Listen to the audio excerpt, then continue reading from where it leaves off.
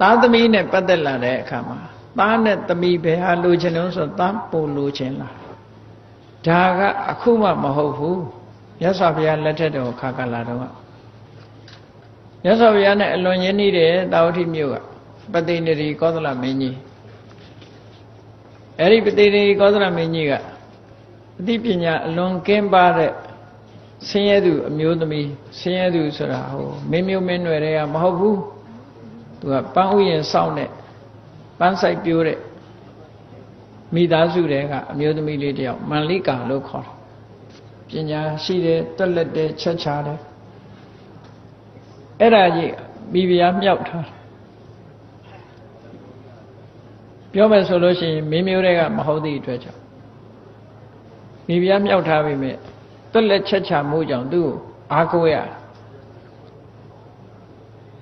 တနေ့ကျတော့အဲ့ဒီမန္လိကာမိဖွားတာ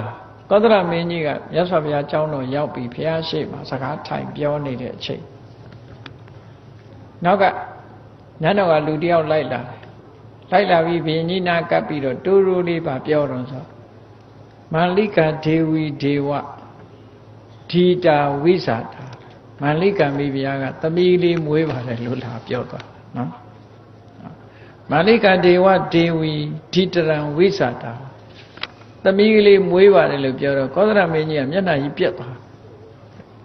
မျက်နှာပြက်သွားဒီလိုပဲမျက်နှာပြက်ကြလားမသိဘူးဟုတ်တော့တယ်တခါကျတော့အမှတ်မထင်ဗမာဇလန်းနေတဲ့တောင်ပါသေးတယ်နော်မွေးပြီဟာ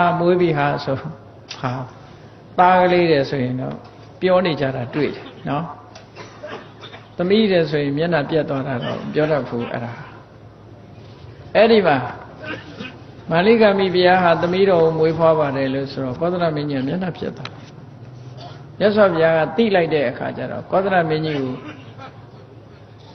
ဖြောင်းပြပြီးတော့ဘာစကားပြောလိုက်တော့ဘုရားပြောတာလေးကိုမှတ်တာနော်သမီးမွေးလို့ရှိရင်မြတ်စွာဘုရားရဲ့မြတ်စွာဘုရားကအားလုံးကိုမြင်ပြီးတော့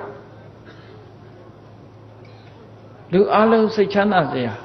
လူတွေကတစ်ဖက်ဖက်မြင်တာကိုမြတ်စွာဘုရားကဘက်စုံမြင်ပြီးတော့ဟောတာအဲ့ဒီမှာဘုရင်ကြီးကိုအားပေးတာဘယ်လိုပေးအားပေးတော့ဆိုအဋ္ဌိပိဟိဧကိစီယသေယပောတသနာတိပါဘုရင်ကြီးတဲ့မိန်းကလေးဆိုပေမဲ့လို့စိတ်မပြတ်ပါနဲ့တဲ့ကောင်းပါတယ်တဲ့မွေးပါတဲ့သမီးလေးဆိုပြီးတော့စိတ်မပြတ်ပါနဲ့ကောင်းပါတယ်မွေးထားပါတဲ့မေရာဝိနိသီလဝတိတတ္တုဒေဝပဋိပဒါအဲ့ဒီသမီးမိန်းကလေးလေးကအသိပညာထက်မြက်တယ်နော်ကိုချင်းသီလတွေကောင်းတယ်အိမ်တော်ရသားကြသွားတဲ့အခါရောက်ခမကိုယူသေးတယ်လေးစားတယ်နေယောက်ျားကိုယူသေးလေးစားတယ်ဆိုတဲ့အကျင့်ကောင်းတဲ့သမီးကလေးဖြစ်လာလို့ရှင်တတ္တယောဇာယတိပောတောသူရောဟောတိဒိတမတိအဲ့ဒီလိုမိန်းကလေးလေးသမီးတော်လေးကနေပြီးတော့သားတော်လေးတစ်ပါးနောက်ထပ်မွေးလာမယ်ရဲစွမ်းတတ္တိရှိပြီးအသိပညာထက်မြက်တဲ့သားတော်လေးရလာမယ်ဆိုရင်တာဓိတာသူပကိယပုဒ္ဒောရစ္ဆံပိနုတတတိဒီလိုအမျိုးသမီးတယောက်အခုလိုမွေးလာတဲ့ဒီမိန်းကလေးလေးရဲ့သူ့သားကြတဲ့အခါကျတော့တိုင်းပြည်အုပ်ချုပ်နိုင်တဲ့စွမ်းရည်တတ္တိရှိတဲ့ပုဂ္ဂိုလ်ဖြစ်လာတတ်တယ်တဲ့ဟောအမြော်အမြင်နဲ့ပြောတာနော်မြတ်စွာဘုရားပြောတာဟုတ်တယ်လေသားကောင်းယရနာဆိုတာအဖေကမွေးတာမှမဟုတ်တာဘယ်သူကမွေးတာအမေမှမွေးလို့ရတာလေအဲ့တော့ကောင်းမြတ်တဲ့သားဆိုလဲအမွေကမွေးတာပဲမဟုတ်လားလောကမှာထူးချွန်ပြီးတော့တိုင်းပြည်ကိုအုပ်ချုပ်နိုင်စွာရှိတဲ့ဉာဏ်ပညာရှိတဲ့ပုဂ္ဂိုလ်တွေမွေးလာတာဘယ်သူကမွေးတာအမေကမွေးတာအဲ့ဒါဆိုအမေရဲ့တန်ဖိုးတက်မသွားဘူးလားဘုရားပြောတာဟောအမျိုးသမီးကလည်းတန်ဖိုးရှိတယ်ဆိုတဲ့အကြောင်းမြတ်စွာဘုရားလို့ပြောတာနော်ဟုတ်တယ်လေ